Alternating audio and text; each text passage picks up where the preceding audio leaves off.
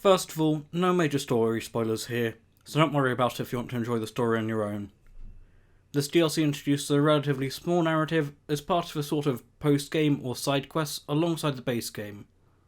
Compared to the previous DLC, the Pale Reach, the Iron Rig has much more to offer content-wise, integrating itself into locations in the base game, unlike the Pale Reach's remote location, which is far divorced from the rest of the game. And if you're wondering where my review of the full game is, I don't have a video one, but here's my Steam review if you want to read it. The titular Iron Rig, as drilling rigs tend to do, screws up the environment, giving us access to new fish types, as well as weird oil spills with weird little creatures. You have to get new reels for this, and to do so must engage with the plot of the DLC, which has you building up the rig via collecting resources, such as these crates you'll find around the map with dredge spots.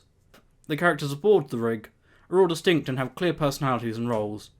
As with the base game, I absolutely love the character artworks, alongside the overall art style of the game, with its combination of a lovely, simple 3D style with painterly 2D artworks. The quest progression is pretty simple, with you mostly just having to collect new fish. I personally, as a completionist, opted to get this guy exclusively Aberrant fish, and I can confirm that it has no impact on anything. So if you don't want to waste your time going for inane goals, just get him the regular ones.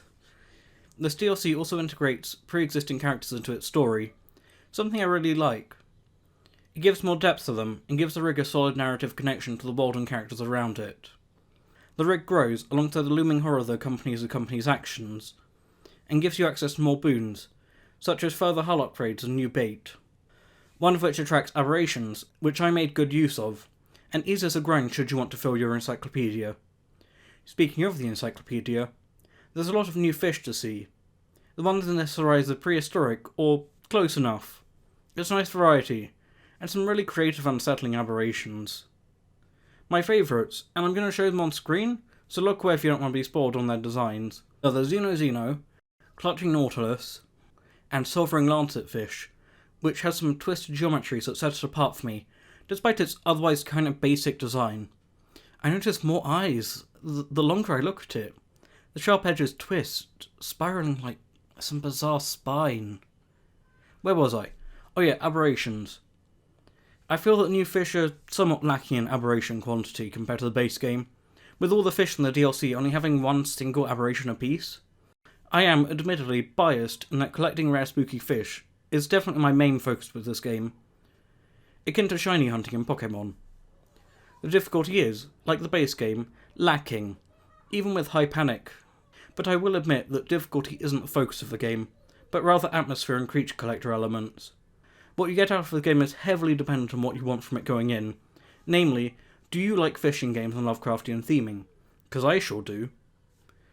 I will absolutely admit that it can get pretty grindy in longer play sessions, however my experience is based on going for full completion, which I personally enjoy, and you can go for as little or as much encyclopedia completion as you like.